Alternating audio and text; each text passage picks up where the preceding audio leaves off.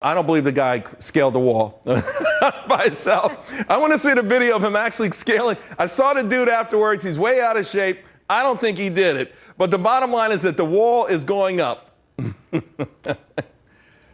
Well, and the bottom line is, Charles, that if it were that easy to scale, it's all the more reason why we need a wall, the sort of wall that maybe someone like a builder like a Donald Trump would build. I guarantee you that when Trump does things, he seems to like to do them with excellence, as you might have noticed. And I wouldn't doubt at all if this wall isn't pretty impressive, and he's not going to be able to scale this one. Yeah, you know what? The wall doesn't have to be aesthetically beautiful either, guys. I want to show you a photo of the Saudi Arabian wall that's going up to stop perhaps an invasion from ISIS. Look at this thing. It's got twin chain link fences with razor wiring separated by concrete barriers. It has underground movement sensors. It's got 1.5 million fiber optic cables that are connected to the Ministry of Interior. Surveillance reconnaissance vehicles. You can't dig under this. You can't go over it. Betsy, what do you make of it? Some walls could be impenetrable. It looks extremely expensive. And the reality for many folks on the right, many conservative wonks that I've spoken to in my reporting on the wall, is that there are concerns that just spending a massive amount of money on a physical structure might not be enough to have a significant impact on the amount of illegal immigration that comes into the United States. In fact, Secretary Kelly himself in his confirmation hearing pointed out that just spending a bunch of money on a wall by itself won't necessarily solve some of the issues that the president campaigned against. In fact, he's talked about developing kind of a holistic approach based not only on significantly amping up border security, but also on aid to the countries that have systemic problems that drive immigration to the United States, particularly countries like Guatemala, where Secretary Kelly recently visited, addressing some of the challenges there that have fueled significant upticks in immigration from Central America into the United States. So just building a fancy wall is not going to be enough to necessarily get to the root of some of these problems. I'd love to see those countries also take the initiative to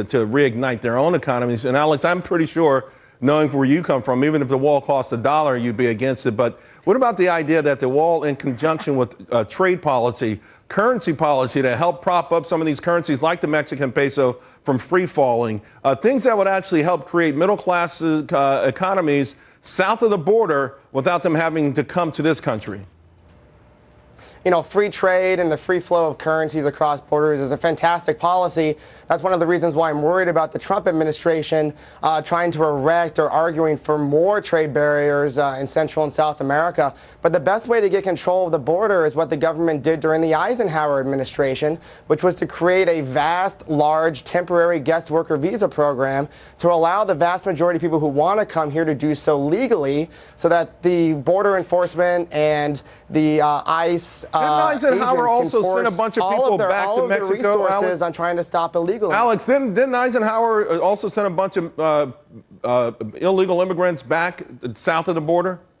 So that's a statistical mirage. You see, what happened was the INS at the time basically legalized people or drove them down to the border, made them take one step over into Mexico, come one step back over into the United States legally, drove them back to their farms where they were originally apprehended, and they called that a deportation. The difference was they could come legally, and because they were able to come legally, you could actually regulate that market, because the government can't regulate a black market. They can't control a black market, but they can regulate a legal one, and that is the key to getting control of the border. I'm going to have to go and reread the history because what I read, it was a little different. In fact, the first time they took them and they came back, I understood they took them deeper south of the border to make sure, but we'll debate that later. Charles? In the meantime, Gina, the wall is going to go up. And it's no longer quibbling about to whether or not it'll be successful. I think most people think at the very least it's a deterrent. And that's the crux of all security, isn't it? Charles, I live on the border. I can see Mexico if I walk right out the door where I live. And I can tell you that I watch people. Gulch, right? I mean, that's where they're going to spend most of the money, where you live.